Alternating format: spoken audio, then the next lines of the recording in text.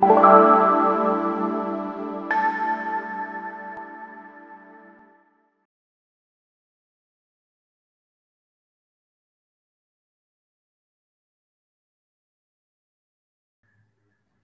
I think we're at 4:30, so I think we'll probably get started, and I'm sure some other people will join us. So welcome everybody to this webinar with me, Katie Ledger, and Dr. Adam Watkins. And this is entitled Beyond Resilience, Develop Back Better. There's been a lot of talk about resilience and the ability to bounce back, but perhaps what the situation is calling for at the moment is actually more for real human development, that development forward. And how people respond depends on, amongst other things, what kind of value systems, kind of motivational systems that they have. And so I'm going to start with a question for Alan and have a chit chat and then basically take some questions. But please put some questions in the chat. If you've got any questions about something that's coming up, just post them in the chat and or the Q&A, and we'll pick them up, but we'll have a bit more of a Q&A session at the end. So Alan, beyond resilience, develop back better. Maybe just starting off with how do you see resilience? What is resilience? Hi, Katie. Slightly feeling guilty as we're talking about resilience, because about 2 hours ago, my nose just started streaming. So obviously I've got a virus on board, so which makes it a level of authenticity slightly dodgy. But can I get you to move slightly just into the center of the... That's it. Yeah, okay. Yeah, so feeling slightly guilty that I'm talking to everybody with a slightly runny nose. So do forgive me if I have to dab my nose, just to spare you to see my nose drip. But I actually feel extremely well. So resilience, as you said, the ability to bounce back in a time frame, because if it takes us 10 years to bounce back, we're not very resilient. So it's not just the ability to bounce back, it's the ability to bounce back quickly, which is really, as you and I have talked previously about this, the critical thing. There's two things, which is energy and emotion. So really to bounce back emotionally very fast. So if you're feeling overwhelmed by COVID or the pandemic or the economic fallout from that, and you feel stressed or anxious or worried or frustrated or any of those things, it's really about how quickly can I get to a more optimistic state, to a more optimistic point of view. And so that's really what resilience is. Can I do that? And can I increase my energy levels quickly? That's essentially what resilience is. And we're not really taught to do that, are we, in school or in the workplace? How does one learn these skills? You just sort of grin and bear it, get on with it. Well, people are told to grin and bear it and get on with it, but that's not very helpful. And we're not taught in the workplace. We're not. There isn't a lesson on emotions or emotional competence. I mean, it's coming in now with a greater understanding of emotional intelligence, but it's not widespread and it's not very detailed. And so we ourselves, as a company, are doing that partly when we're working with CEOs around the world, teaching them skills that, frankly, they should have learned when they were 8 years old. So we're continuing to work with CEOs, of course, but we're also now working in schools. And I think one of the reasons it's not taught much is because, we're focused on, maths and history and geography and really pouring information into the minds of children. And we don't tend to have an orientation of start with the brilliance that children are. We don't start with where they're at. We tend to see them as empty vessels, and the whole point of education is to pour stuff in that can be regurgitated out in an exam. So that's roughly how it's set up. Whereas actually, when I was sort of doctoring, one of the questions that sort of been in the front of my mind, probably all my adult life, is if you could teach human beings just one thing, what would you teach them? If you're only allowed to teach anybody one thing, what would that be? And I sort of came to the conclusion pretty early on, because I'd seen the downstream consequences of mismanaged emotion.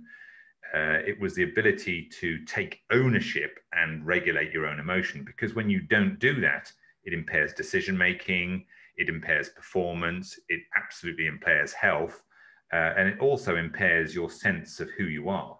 So emotion is the sort of final, or mismanaged emotion, final common pathway to pretty much most of the diseases. So there's an overwhelming amount of medical evidence that, for example, if you have a heart attack, if you're depressed when you have a heart attack, you're 4 times more likely to be dead a year later, which is twice the size of smoking. So when people go, the best thing you can do when you have a heart attack, stop smoking, actually twice the size of that effect is, emotional misregulation. So more important than smoking for heart disease patients.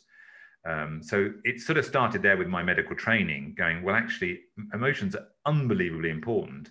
And of course, when you look at leadership and, when you're in charge of other people, it's unbelievably important because you've got to make decisions, and you've got to make decisions on complicated questions. And it's very difficult to make a quality decision if you're feeling angry or anxious or overwhelmed or so on. So whichever way you look, you think, well, actually, emotions and emotional regulations unbelievably important for performance, whatever type of performance you're talking about.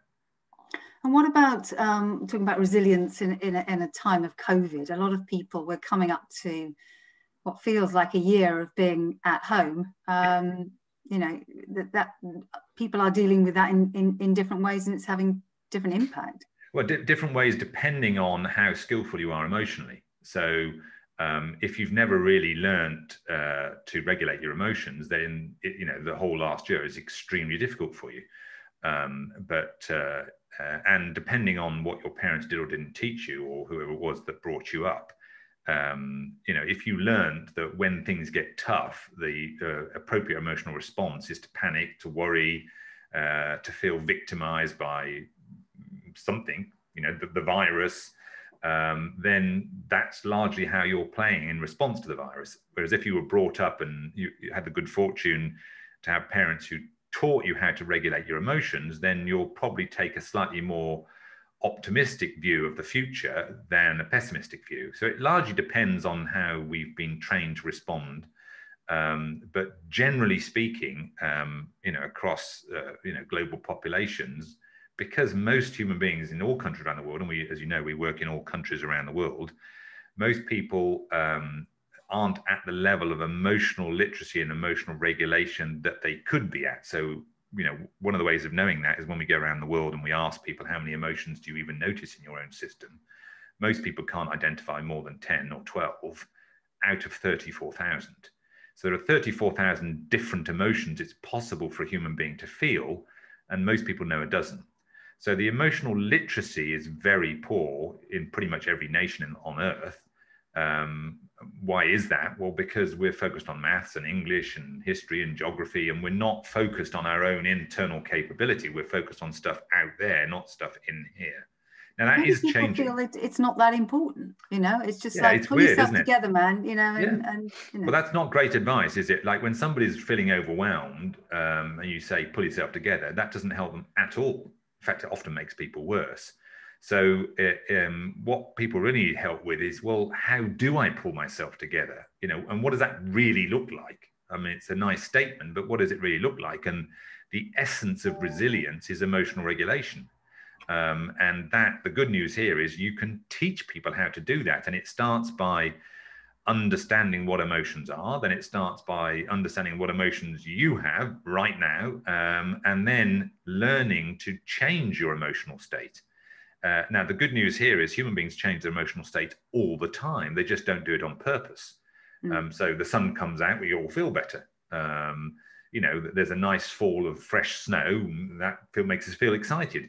So our emotion state is changing all the time, but most human beings have not learned to do that on purpose. So if you go and ask somebody when they feel, panicky or bored, and I say, okay, well, I want you to move from the emotional state of bored to the state of joy.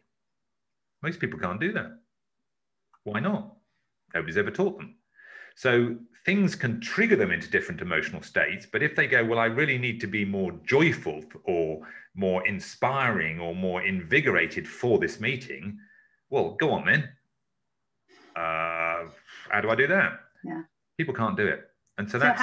How do they do that? That's the question. Maybe you can give us a quick. Well, first of all, changing emotional state starts with, well, what emotional state are you in right now? And as I said, most people know a dozen out of 34,000. So most people's literacy is massively impoverished. So that's where you start. And so on the app that we've released, the Universe of Emotions, which is just now going to be upgraded in the next couple of months to the complete app, we provide 2,000 emotions to help people navigate. Where are they? What planet are you on?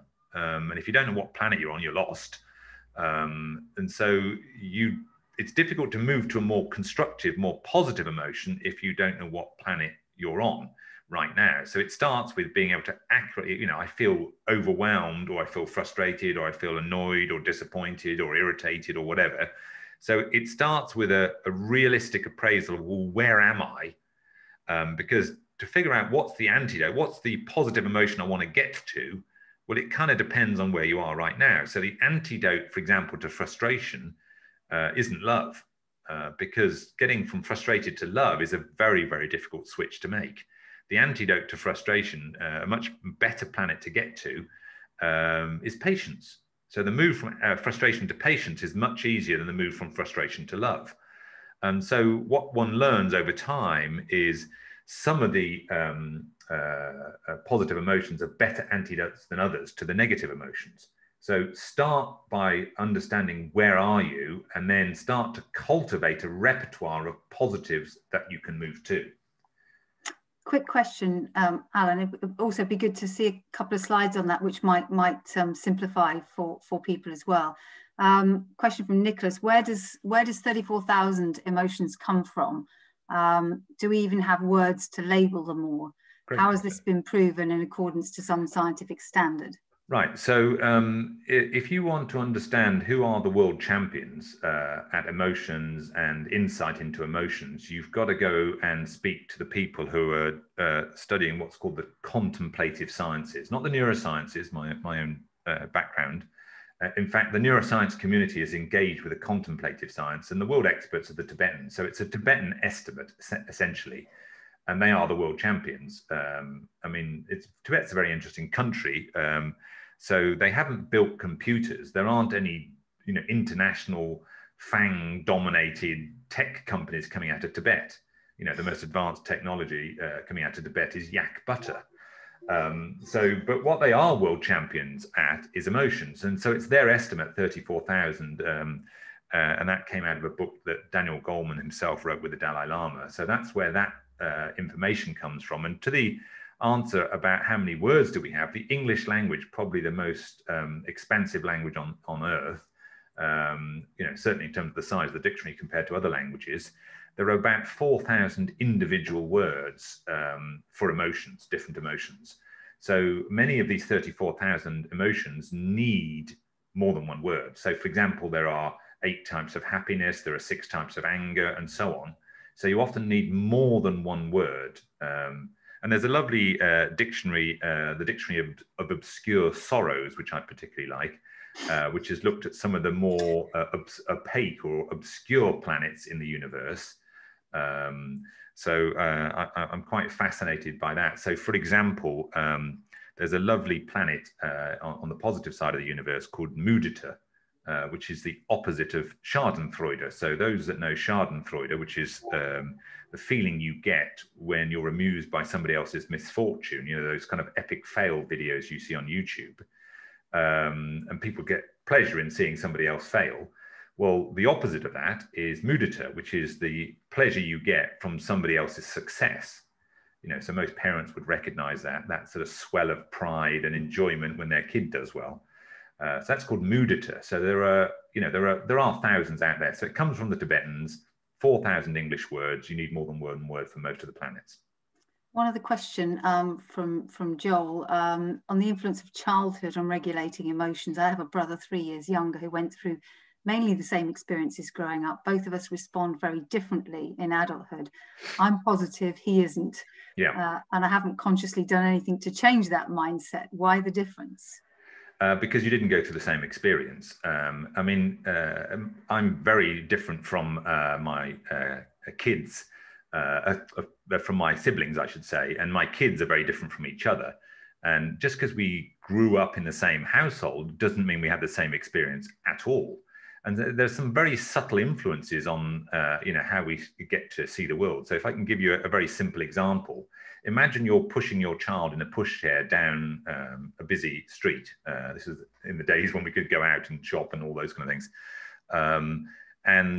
You as the parent thinks the child's happy, the sun's shining, the child's having a lovely time, they're in the pushchair, you're pushing them along the street. But what's the experience of the child? Is the child sat there and literally 1 foot to the side of them, there are big cars coming past. So the parent's wandering along thinking, oh, this is marvelous, nice sunny shop and a stroll with a child in the stroller.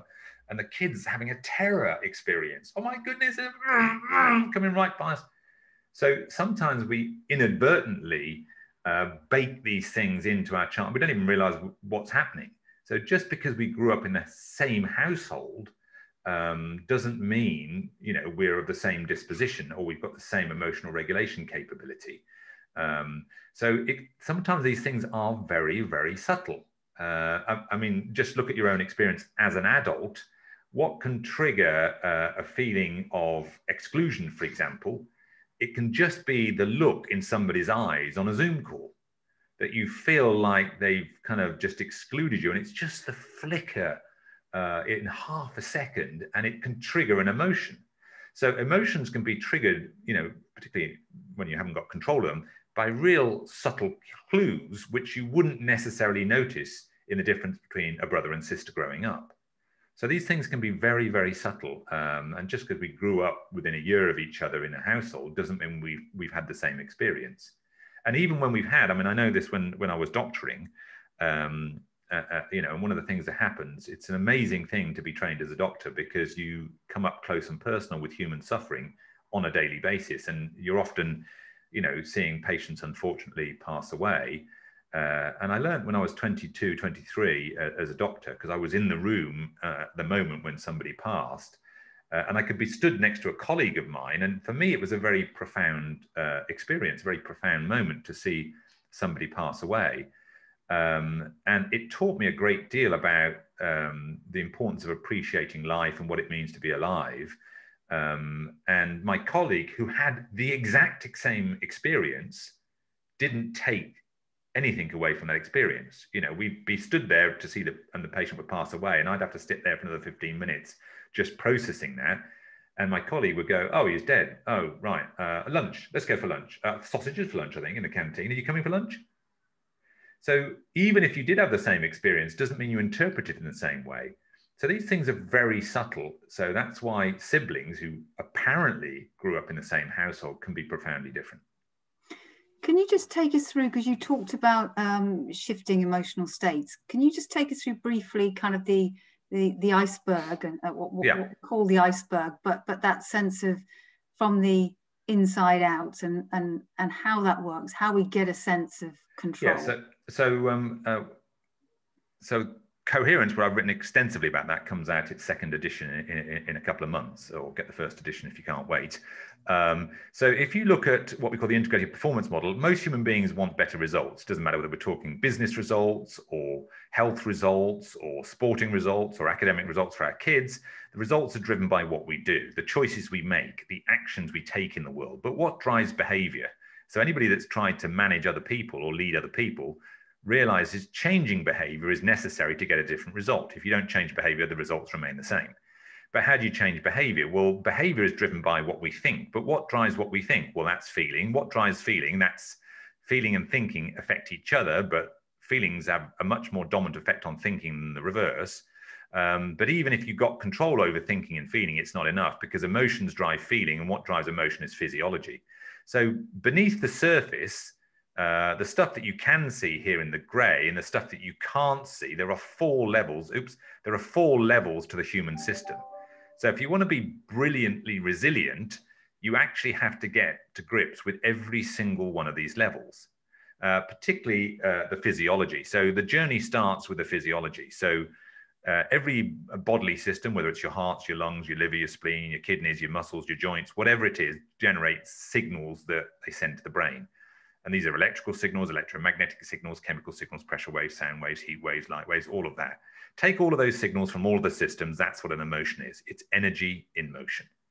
So emotions are just composite biological signals. That's all they are. So I don't know why we're frightened of emotions. It's just biology. It's just data. And every human being has an emotion every single second of every single day. That's why they're profoundly important. Now, you don't all have feelings. Feelings would be the awareness in your mind of the emotion. So the metaphor I give people to help them quickly understand this is, imagine your body as an orchestra. Clearly, the heart would be the string section. You know, the guts would be the wind section, obviously, Katie. Maybe the kidneys would be percussion and so on. So every second of every day, your body is playing a tune. So that's an emotion. It's the tune your body plays. A feeling is the awareness of which tune. Is it Beethoven or is it Pearl Jam? So if you don't know, then all of that noise is going on. If you don't feel it, i.e. you don't know which emotion you're experiencing or which emotion's going on, then all of that noise and turbulence alters your thinking, and it alters the content and the quality. So what you think and how well you think it. So the quality of your consciousness, your ability to think clearly, innovate, come up with ideas, solve business problems, come up with the answer to an exam question, all of that occurs in the context of these three levels here. So if you haven't got control of these three levels, sometimes you'll think good quality thoughts, sometimes think bad quality thoughts or poor quality thoughts, and you won't know why. The reason is because of all this noise going on down here. So the way you get control of human consciousness, come up with great ideas, make better choices, get better results, is to learn to control these three levels. So that's ultimately what resilience is all about. So it starts by controlling your biology, or this what's called the heart rate variability signal. So if the biology is in chaos, a chaotic signal from that's when the heart rate fluctuates between 60 beats per minute and 90 beats per minute, but in a very erratic fashion, that causes your frontal lobes to shut down. Now, if you learn to control your biology and generate a different signal, this is called a coherent signal, smart thinking returns.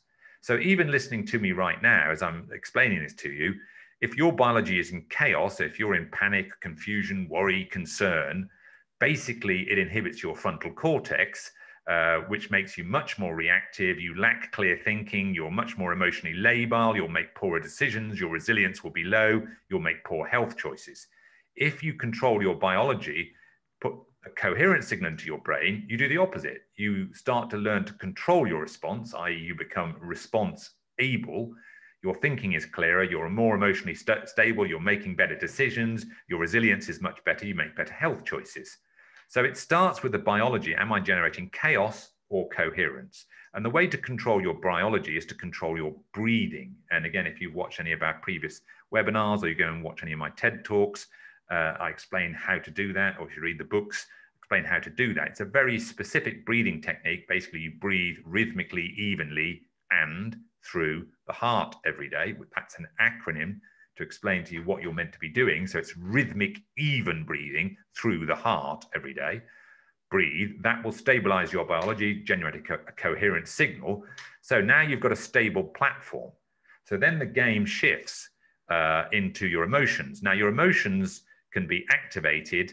You can heat the system up, or you can cool the system down. So you can activate fight, flight, or you can activate relaxation. But what really matters is this axis here, whether you're in a positive emotion or a negative emotion. So you can heat the system up, so hot positive or hot negative. When you cool the system down, it can be cool positive or cool negative. So this is what I mean when we talk about the universe of emotions. So step one is to get your breathing under control, stabilize your biology. Step two is to understand where you are in the universe of emotions. Are you in an anabolic state, generating DHEA, or a catabolic state, generating the stress hormone cortisol? So are you in on planets like passion, enthusiasm, and motivated, or are you in anger, frustration, anxious, worried, overwhelmed, whatever? Or are you in content, serenity, equanimity, curiosity, receptivity, or are you in apathy, in attachment, detached, and so on? So where are you in the universe? And so when we're going through COVID, part of the difficulty is we're physically separated from each other, but does that separation lead to a sense of isolation, and does it lead to loneliness? So are these dominoes going to fall? So separation is a physical distance between you and others. But does that lead to me feeling isolated? Do I feel isolated at home, or when I'm working out of the office and I don't see my colleagues? Does one lead to the other? And does that isolation then trigger the next domino of loneliness? So it's a problem if you've got no emotional regulation. So if you look in the universe, separation is a sort of a cool, slightly negative one. But if it then triggers to isolated, you go way more negative. And if you go then to lonely, you go lower energy. So you're getting further and further down to the dangerous health territory here.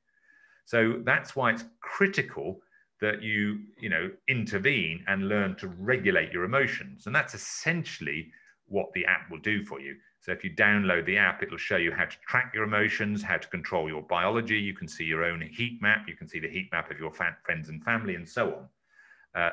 Ultimately, the game changer is you are the architect. You take control, you take back control of your own emotions.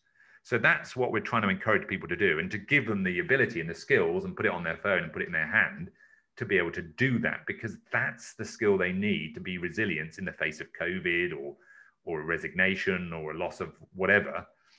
It's that emotional regulation that's key. A quick question, Alan. Is it more difficult for people who are suffering from a disease to control their physiology and therefore their emotions? Yes, absolutely it is. But even if you've got a disease, then your ability and your immune system's ability to fight that disease is dependent on your emotional state. So as you can see, if I go back a little bit to here, when you're in oh my God, I've got a disease and this is terrible, that emotion, that negative emotion will increase your cortisol level, which, by the way, makes you feel worse about things, which increases your cortisol, and cortisol is the suppressor of your immune system. So actually, you'll create a negative spiral. So even in the face of difficulties like illness, as much as possible, you want to have a more sort of optimistic stance as much as possible. I mean, it's not going to make your disease go away, but it might make it easier to cope with that disease. And there's quite a lot of evidence to suggest that if you can get to a more positive side of the universe, you create a hormone called DHEA, which is the precursor to testosterone in men and estrogen in women. So you get an anabolic state, which is a build-up state. So you'll give yourself a much better chance. You get a fighting chance, and you can create virtuous biological circles as opposed to vicious circles on this side. So even when you've got a disease, whether that's COVID, so if you're suffering or you've got COVID, and you get into these negative spirals, then the COVID is likely to be more severe and last longer. And that's true so even when I was looking after patients, if they're terrified of what might happen, one of the big things is to try and soothe them. So if they're they're in the hot negative, and actually if we can soothe them and reassure them, we might get them to a cool positive. And then if we can activate some sort of fighting spirit, then they're at least giving themselves the best biological environment. It may not change the outcome, but it might. And so even when there's terrible things going on in the body, it's what can I do myself to give myself the best chance? And that's really get over to the left-hand side. And we talk about resilience and going kind of beyond resilience. And this is talking about develop back better. What, in terms of value systems, how does that impact kind of resilience and going beyond resilience? Yeah, so if you look at the breathe will stabilize your biology, and then there are a whole bunch of skills that we share in the book. For example, the shift skill, which then gives you control of these levels, your emotional state, which is where a huge amount of the fight back occurs. And then how does that relate to things like value systems? Well, if you look at these two levels here, the interplay between thinking and feeling. So T is thinking and F is feeling. So beliefs are basically the central piece of a belief is a thought. So this blue piece here, this is a belief, and a belief is a combination of thoughts and feelings. And a value is also a combination of thoughts and feelings, but the belief is basically a thought. The central ingredient in a belief is a thought. So our definition of a belief is a thought wrapped in an emotion. So the blue bit is the emotion that surrounds the central nugget there, which is a thought. Now, interestingly, A feeling is the opposite. A value is the opposite. A value is basically a feeling, that's the F, and the green bit is a thought or a principle. Beliefs and values are not the same thing. Beliefs are combinations of thoughts and feelings, but in a different constitution, and values are also combinations of thoughts and feelings. So the central bit of a value is a feeling, the central bit of a belief is a thought, but they're both thought-feeling combos. So they're a little bit more complex than the basic building blocks of thoughts and feelings. Mm-hmm. Now, what's important there is, as I said earlier on, feelings dominate thinking much more than thinking dominates feeling. And the same is true of values and beliefs. So values are a much stronger driver of human behavior than beliefs are. So what motivates us, what we find valuable. So do we find, is money a motivator, for example? For many people it is. And that's a real motivating force. Or being successful or being the best. That's a motivating force, much stronger than a single belief. So values are amazingly powerful at driving behavior and driving outcome. And so when you look about values in relation to resilience, you see something very interesting is there are an evolution of values over time. So if you look at the academic literature in the world, there are basically 8 value systems, which interestingly, as you move up the value sort of chain, as it were, or the evolution of these value systems, the pendulum swings from individual to collective to individual to collective to individual to collective. And each value system puts value on different things. So just to give you a quick sense of it, it starts at beige. All human beings, and in fact, mankind was stuck at this level for thousands of years. The main benefit of this level was survival. The downside was no progress. And if there's no progress, it's the negative that triggers this. So the individual, is surviving food, water, shelter. So he looks to the people who are also looking for food, water, and shelter, gang together into a tribe. Then you get purple emerges, which is where safety in numbers and a sense of belonging. That's the upside again to this value system. But the downside is that there's no real direction. So it's the no direction that forces out this value system, which is red, where red people, and these are the most common leaders that you see, or one of the 2 types of most common leaders you see in business, red leaders lead from the front and make it happen. That's the upside, and the downside is egomania. The egomania triggers out this level, which is the gang, the matures, and it becomes the collective, and the collective gathered together to curb the excesses, the red egomaniac, and create some stability and order. But the downside is rigid inflexibility, fundamentalism, bureaucracy, all of those types of things.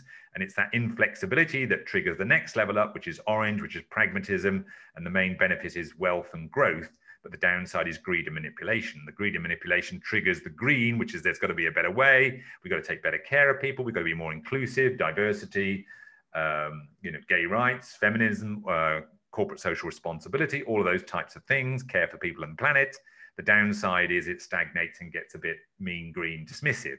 That then triggers out yellow. Yellow ultimately triggers out turquoise. So there are these 8 value systems in the world. So if you relate those to resilience and then look at, each value system has a different view of resilience. So what's the review of resilience is if you're at beige, you just got to survive. That's your view of resilience. I just have to survive. If you're operating from purple, we need to survive. It's the collective, right? And we need to protect our nearest and dearest. But your view of resilience, if you're operating from the red value system, is it's a battle. And we've just got to win the war on COVID. That's because you're operating from the red value system. If you're operating from the blue, you're starting to think, well, who's in charge and who can help me? Why doesn't the government do something? There's a higher order, there's a higher authority, and they need to take charge. Orange people, orange value system will say, well, there's some winners and losers in this, even in the global pandemic, there's an upside and a downside, and I want to be one of the people on the upside. So how these different value systems view resilience changes at every single level. And the outcome that they're seeking to achieve, I've just got to survive. If I'm beige, we have to survive in the nearest and dearest. I've got to beat this thing. We need to know what's required to overcome this and build that system. We need the resources, Orange thinks. So the outcome we're trying to achieve, also the community's got to pull together and so on. So the outcomes, we've got to change this system, we've got to change the future. So the outcome you're looking for also varies.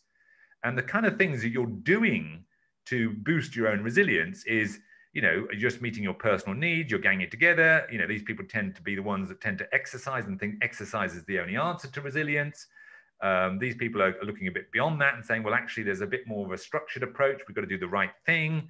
These people are much more pragmatic. Whatever helps, I'll try anything to beat this thing. And these people are looking at community, let's share and support each other.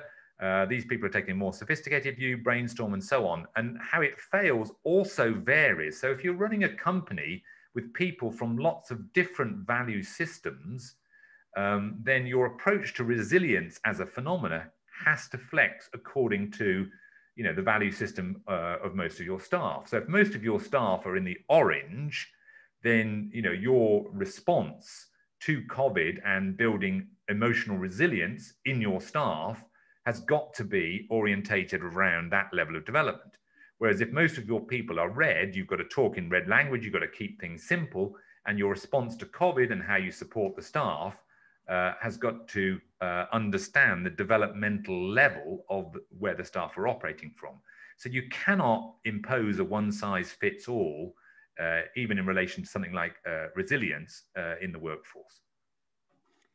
So just to say, thanks for that, Alan. And just to say that obviously we have the complete values profile, which is something that it's an assessment, which is an online assessment, which takes about 20 minutes for an individual to do. But we do those with individuals and we do them with teams. Yeah, maybe just explain a little bit about how that works with teams and what the benefit of that is.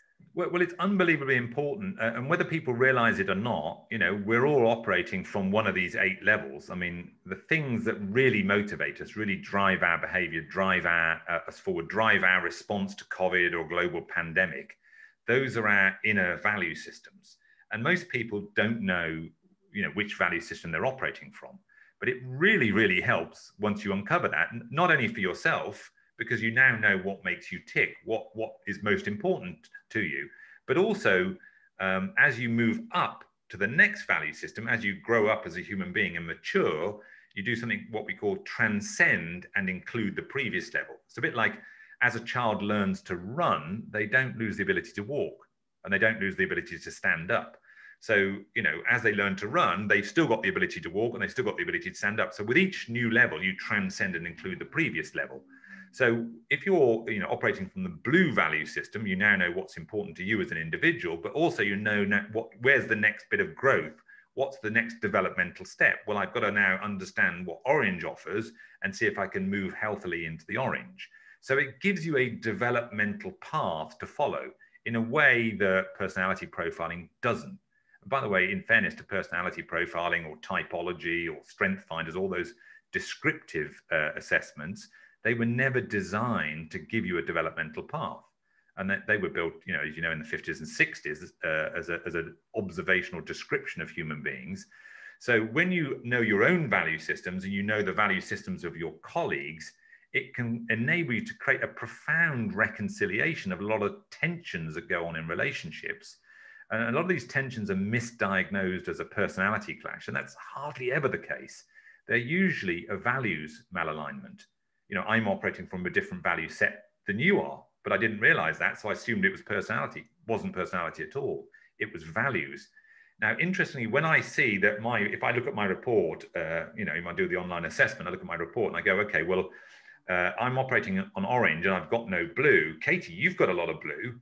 So the very thing that used to irritate me about you now becomes the very thing that I want from you, because I've got none of that and I need to understand what that is to become more successful. So it can often turn relationships 180, because I now understand what value system I'm operating from and what my developmental journey is. I also understand that about you, and I can see where the mismatch is. And then we've got the possibility for reconciliation, because we can see why we're falling out. Not personality. It's not you're an extrovert and I'm an introvert, because that's not the problem.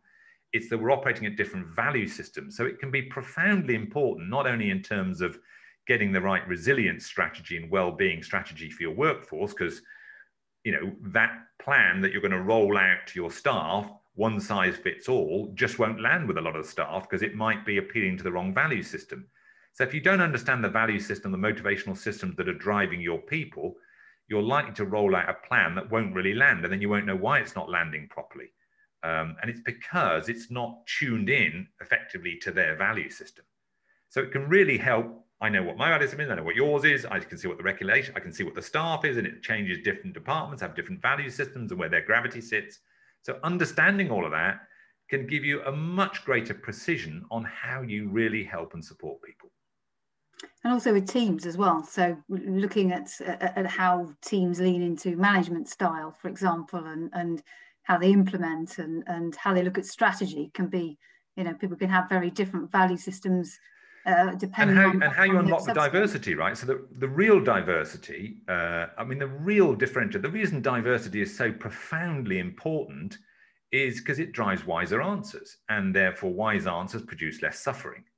Something, as you know, very close to my heart. How do we reduce human suffering, whatever type of suffering we're talking about? Well, we need wise answers. We don't need oversimplistic answers. We need wise, mature answers to really complicated problems like pandemics. We need really wise, insightful answers. And that, one of the ways of doing that in an organization is to leverage diversity. And by diversity, I don't mean what color your skin is. I mean, that's a proxy for the real diversity you're looking for, which is inner diversity, a difference in values and beliefs, because that's what drives the wisdom.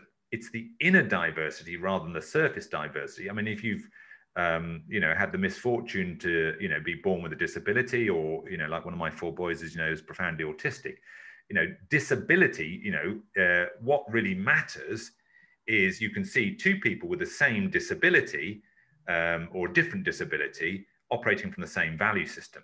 So you can see a man and a woman, and you assume because one's a different gender that you've got diversity. Well, you probably may not. You may not have diversity. And we saw this when we did some work with the EU, and one of the big departments of the EU, they called us in to work because they thought they had a massively diverse organization. Partly because every 4 years, 50% of their staff would churn over 28 different nation states. And we went in and did the online assessment with the top 200 people in that division. And we proved that actually the problem was the exact opposite of what they thought they got. We actually found they had a monoculture. So nearly every single person in that system was a clone of each other. So they were all operating at orange-green. There was no blue, there was no red, there was no yellow. They were all orange-green. And so they deleted out anybody that wasn't like that. And it didn't matter whether you cut the data by gender, whether you cut the data by age, whether you cut the data by seniority, whether you cut the data by different departments. It looked identical everywhere. And so they thought they had a very diverse workforce, and they had a monoculture.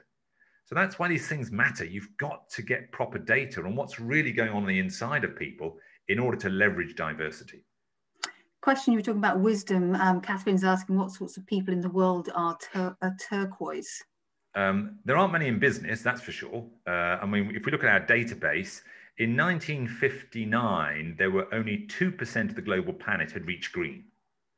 Now it's 20%. So 80% of the planet are at orange or below in their value system.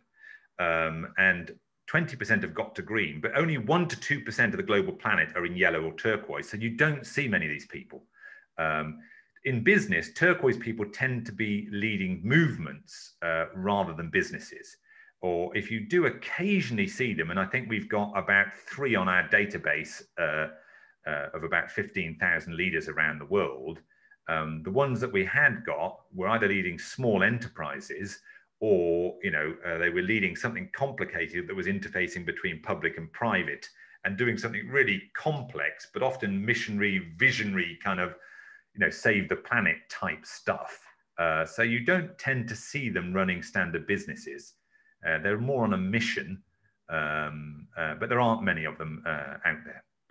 Do people move through value sets naturally depending on situational role circumstances, or is the natural value set always the starting point?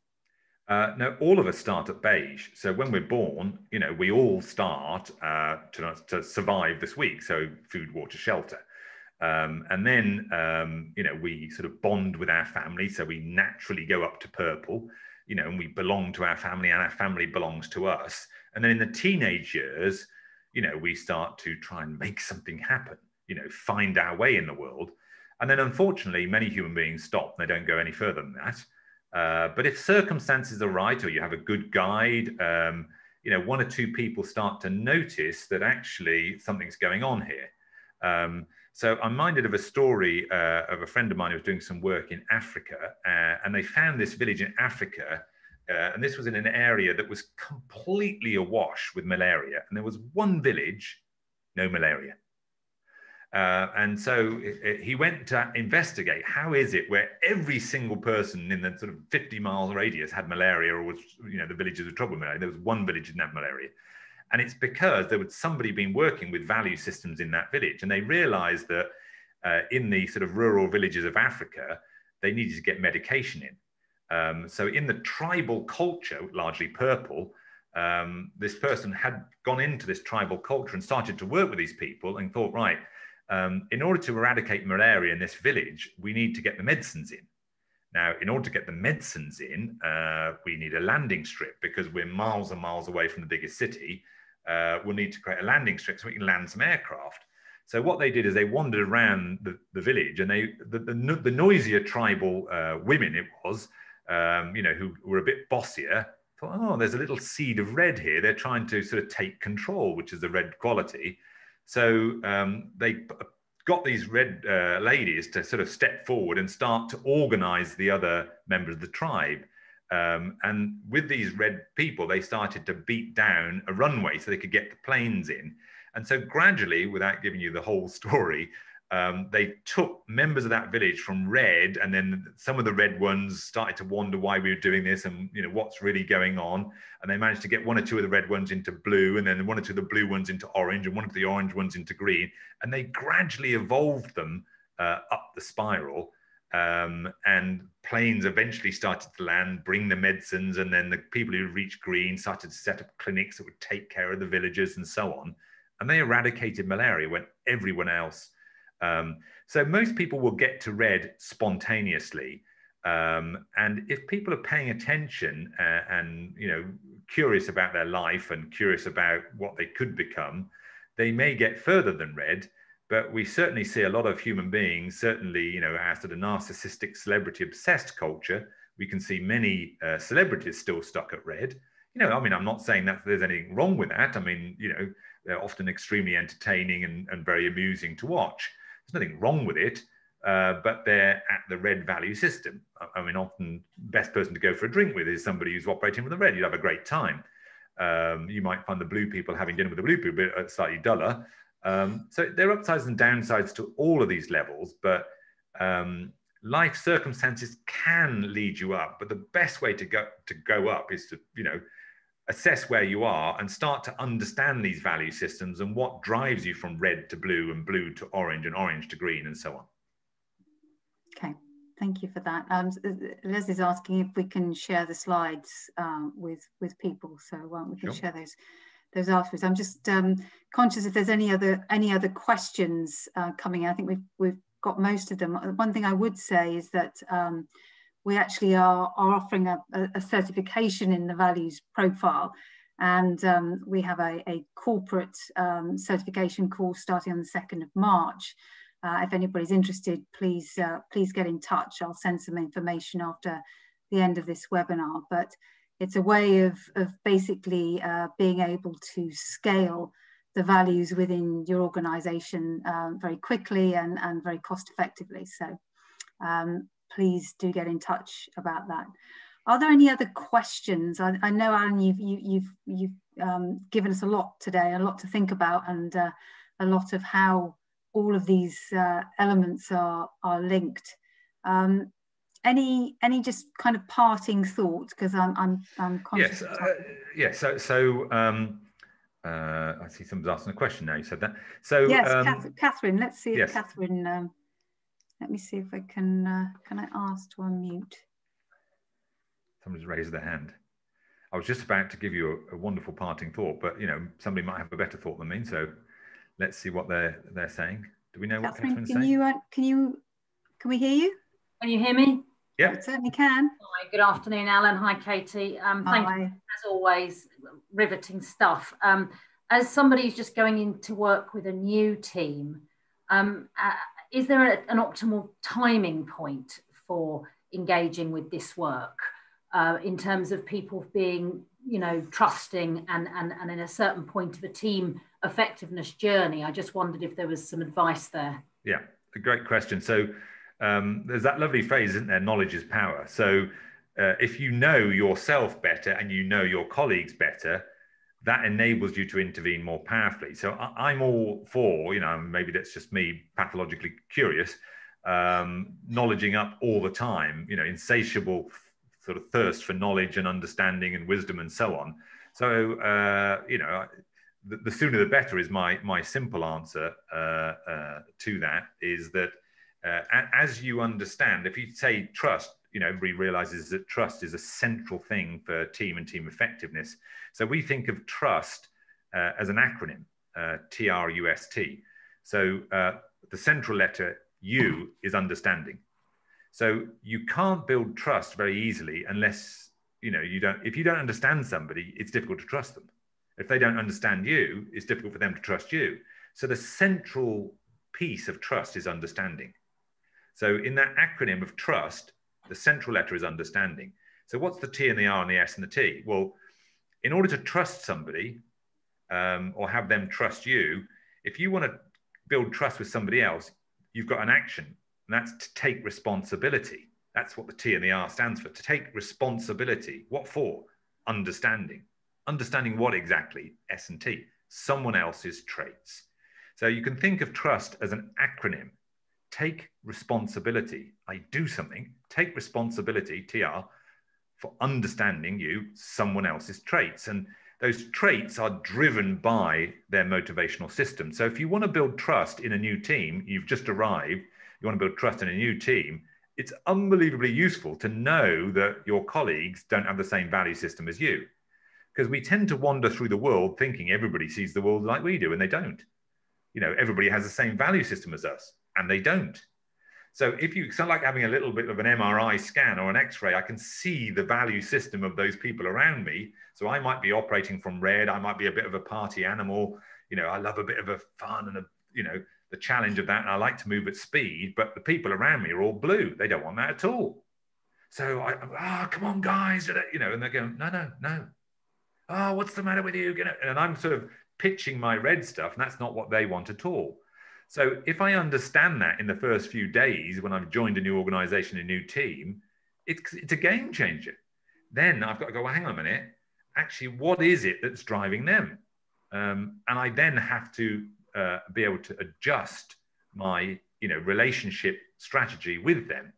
So it's unbelievably useful to know what the value system is of the other person. And as Katie said, if you do the certification program and you get a real schooling in these 8 value systems, when you get really knowledge about these value systems, you can even hear it in the words that people use. So red people talk about, you know, the war on COVID, you know, very battle simplistic language. You know, the blue people would talk about, you know, doing the right thing in the right way at the right time. You know, oranges are often target, goals, metrics, outcome. You know, green people are much more inclusive and, you know, the caring, sharing. So even if you listen to the language when you've tuned into these value systems, you start to see it all around you, and it profoundly changes your understanding and therefore helps you build trust of everybody around you. So these things are really, really key and incredibly helpful in our experience the last 25 years working with organizations, incredibly useful to individuals and teams and organizations once they understand how it works. So Alan, we need to, there's a note from Matt saying the same applies to recruitment, brings far more diversity into the team as well. So just a couple of parting thoughts, if I may ask you. So just be fascinated. Human beings are unbelievably fascinating. And there's an immense you can do to help yourself and help the people around you if you understand what's going on in here. You know, what are our emotions? You know, do I know more than 12? Can I control my biology? Yes. Can I control my emotional state? Yes. Can I understand, you know, what motivates other people? Yes. So once you start to knowledge up on these things, you know, it's like having superpowers. is you can start to understand yourself and those people around you, and therefore navigate your life even in very difficult circumstances. So you'll see in COVID, some people are navigating much more successfully than others, even in difficult circumstances. So that's available to you as you start to knowledge up about, you know, biology, emotions, and value systems. It enables you to navigate much more successfully than you can maybe ever even imagine, or certainly have done before. And that's the power of these sorts of things. So I just encourage you to, you know, be curious, get stuck in, you know, sign up for the course, read a book, you know, start to be fascinated with what you can really achieve and what you can help others around you achieve. Thanks, Alan. Fascinating as always, and thank you for being and turning up to the webinar. We'll make sure that we follow up with some more information and share the slides as well. So we're going to be doing these probably every so often. So we will send a link out to you when we do the next webinar as well. So for the moment, thanks very much. Have a lovely evening, and thanks very much for joining us. Bye-bye. Bye-bye.